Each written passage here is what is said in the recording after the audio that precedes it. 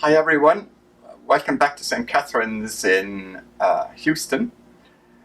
As of this weekend, which is the 27th and 28th of June, around here every day is Monday, every day is Tuesday. I have to check the calendar. We are suspending our masses because of the very high surge in coronavirus here in Houston. So out of, as is said, an abundance of caution, we are making sure that your health, our health, will be maintained. So for the next few weeks, we will not be celebrating a weekend mass in person. Those of you who are local, please look at our parish webpage for the latest updates. Thank you very much. Now, for those of you who are celebrating the Sunday readings, the 13th Sunday in ordinary time, it's the end of the discourse and instruction to the disciples, apostles sent on their missionary journey in Matthew's Gospel. And he simply warns them that, unless you're willing to let go of what you knew, what was in the past, you will not be as open as you could be or should be to the new life that God offers. And it seems to rotate around the principle of hospitality. The reading, the first one from the second book of the Kings, commenting on the wealthy lady of Shunem. Curiously, it is the woman who reaches out to Elisha, the prophet. Normally that would be done by the man of the house, husband, father, elder brother, whomever. But it shows us that already the general structure and cultural norms of the day are being pushed back. She welcomes him. This was a vital component of commerce, communication. Without a place of safety to stay, a caravansary, you were open to all kinds of danger, robbery, even death itself.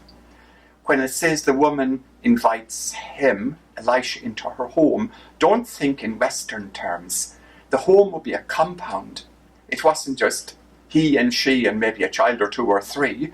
It was the cousins, the elderly, the young, and everybody else in between. So it was a compound of people. This wasn't some poor, misguided lady inviting a stranger into her house and then later tells the husband and causes scandal and pandemonium. Don't think 21st century. This is a broader sense of welcoming the stranger who needs protection, care, and support. She does that. By so doing, she recognizes him as a man of God in time. And the passage was probably chosen to correspond to the comment in the Gospel for today that those who welcome a righteous person, a person in proper relationship with God and others, receives a righteous person's reward. A person who receives a prophet receives a prophet's reward. We'll get to in part 2 what I think the prophet's reward is. It's a kind of puzzling statement. The passage from Romans actually is the passage, or one of, those that is proclaimed at the Easter Vigil. It describes baptism in terms of what would have been the early Christian experience. The term baptism comes from the Greek to be plunged or immersed. So when adults were baptized, they were immersed in water. They had to literally be dunked, meaning you had to hold your breath. You went down into the waters. Now, if you stayed there, you were dead. But it very much mimicked death itself. So when you came up, you're grasping for fresh air, new air. You have to breathe again. The image of baptism being immersed into the life of Christ, or the death of Christ, meaning the dying to self, opens one up to wanting to live newness of life. So with Christ, we're immersed into a new way of living. to be open to receive new life, which is what both Elisha and the wealthy woman of Shunem experience, and it's part and parcel of what the last few lines of this passage in this section of the missionary discourse in Matthew's Gospel is about. Something those of you who come to church here are used to me saying, and maybe you're getting tired of me saying, but when it states that unless you take up your cross, you cannot follow me, a cross is not given by God or anyone else. That turns God into a monster. Look at the text carefully. If you wish to take up your cross, it's chosen. We choose the cross. We choose the manner of dying and that which we should die to. And those deaths vary as we move through life, relationships, community, church, family, as we all too well know. It is a choice. It's not forced on us. We choose how to live, what to let go of. God does not impose. God invites. It's not an invitation. Look at it again. Enjoy your reading of the scriptures this weekend. Are not too difficult, but we'll get to them in a few minutes. And I will see you shortly as you go and refill your coffee or tea or water or whatever, and then we will look at some thoughts I have and add them to your wonderful insights. See you shortly. Thank you.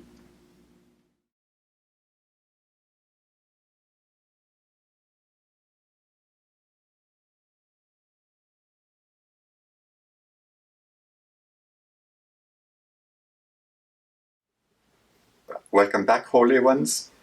When I said, if you do not take up your cross and follow me, that is the language St. Luke uses in his Gospel. Matthew states that whoever does not take up his or her implied cross and follow me is not worthy of me. It does not say whoever does not take the cross given to them. We choose to take up a cross. It's a choice.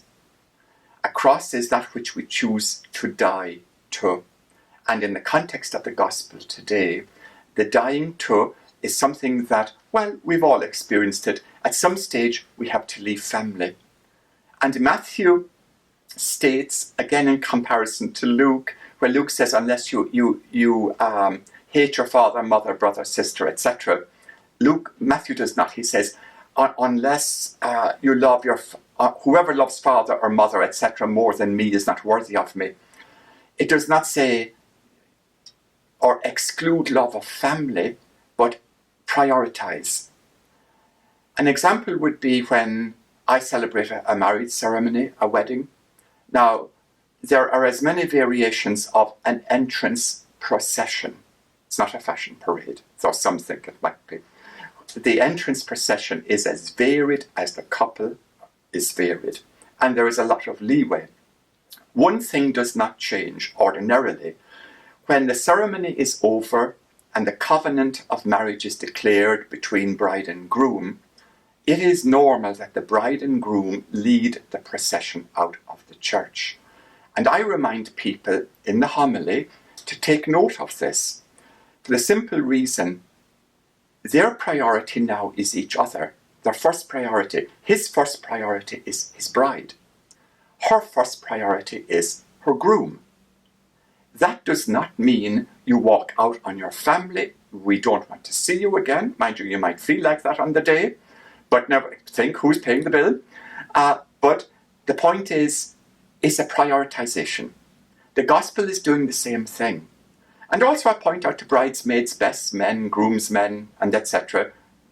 Your place is behind them, not in between them, interfering or otherwise. Parents aren't the only ones who offer untimely and unrequested advice. Friends can be detrimental to one or the other of bride or groom as well. And I also keep that in mind. Do not interfere. When they want your advice, then ask you, but don't hold your breath. The same is being said here. If you love father, mother, etc. more than you love me, does not mean you now walk out on them. The priority is living the call that you are constantly discerning, your Christian call as now an older person, a single person again, remarried again, in a different situation, unemployed, no career yet.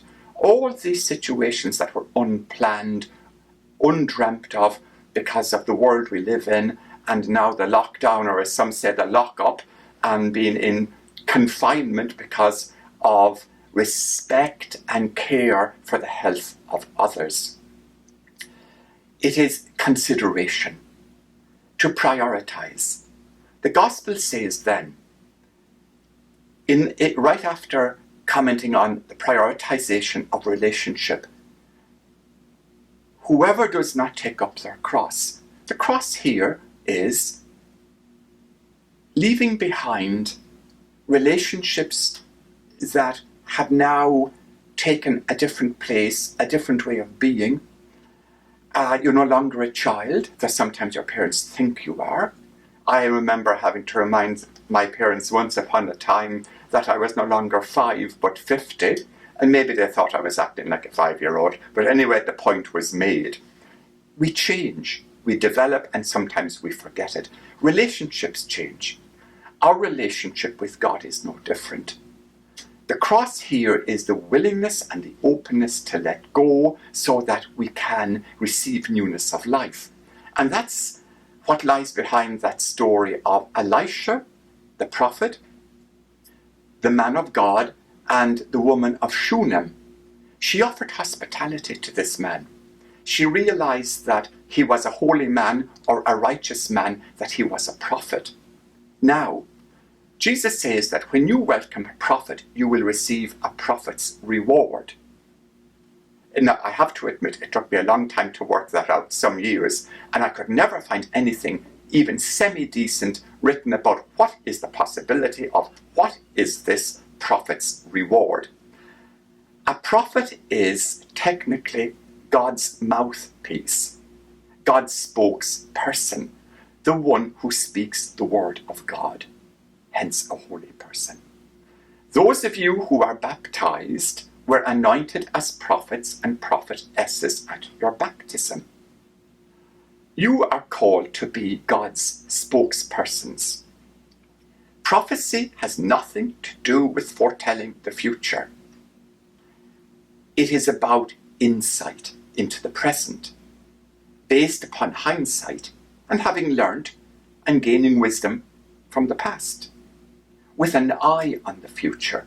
A prophet was a person who had insight into the reality of the present and possibly the immediate future, based upon knowledge and experience and the living of the Word of God. So when Elisha visits this woman, she realized he is a spokesperson of God. She will receive a person who will speak the Word of God. We're doing that. I'm speaking the Word of God. Prior to this, you spoke about it. You shared what it meant to you. That's your prophetic vocation. A prophet also is a person who will speak on behalf of those who have nobody to speak for them. The best example of that is a parent, especially looking after a child, or an elderly person, or a person who needs assistance at whatever level, who cannot do it for him or herself because of illness, disability, or whatever. That's how we live as prophets and prophetesses. Now, do you see where the cross is? Our willingness to do this ministry. It changes constantly.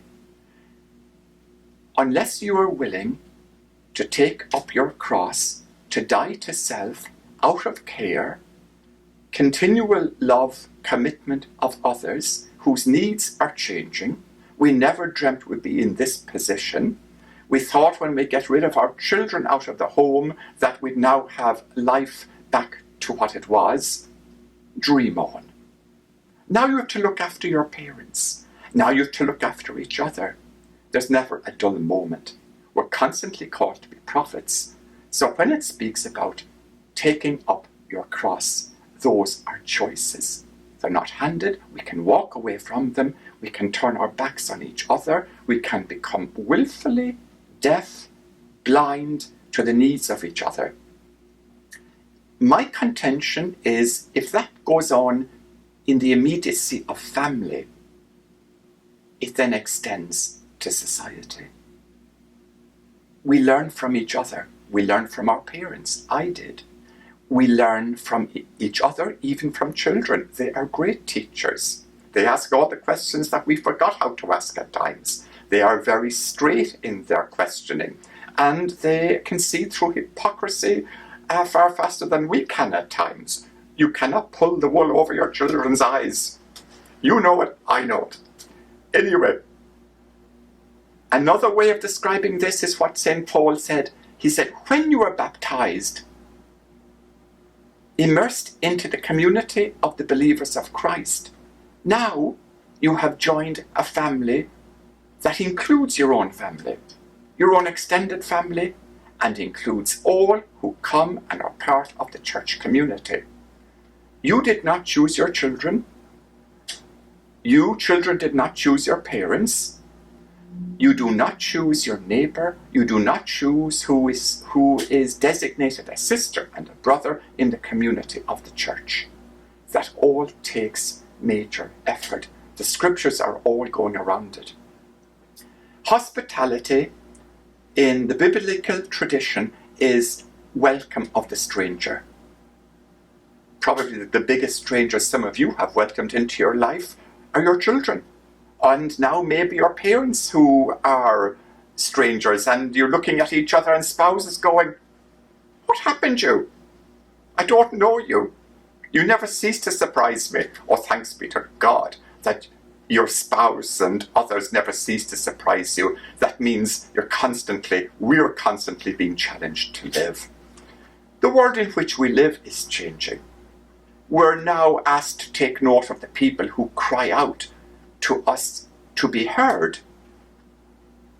Other races, people of different religious traditions, people of different cultures, people of different colour. The list goes on. The woman of Shunem, who already is a minority person as a woman in this patriarchal society, went beyond the confines of her culture. She is rewarded with new life. A son will be born. Hospitality leads to newness of life. But to be open to newness of life, we have to go beyond the bounds of security, what we knew, what we don't want to believe, what we think is all a hoax, so on and so on. Openness of mind and heart. And for that openness to come about, it truly is the taking up of a cross, the letting go of that which was sacred, and still is, but it needs to be expanded, deepened, and broadened. I will leave you with those concepts. I think they are broad enough. I think you can fill in on the dotted lines adequately. I don't have to spell it all out. You're smart. I take it for granted you are. And I have every confidence you have more than enough to talk about. Please be mindful of us, including myself, us old people who are high risk because of the coronavirus at the moment. And we're now realizing young people, meaning under 60s, are not immune to the virus. Be responsible. Wear a mask when you're in public. Be careful. Be mindful. Be responsible. And even if you don't believe it, maybe that's the cross you should be taking up by choice, out of respect for those who feel, you breathing, you're too close to me. Thank you. Stay safe, be well, I will see you next week. But you will not see me here physically at Mass. We are taking a break so as to encourage you to please stay home. Only go out for the absolute necessities, for the moment anyway. Thank you. Take care.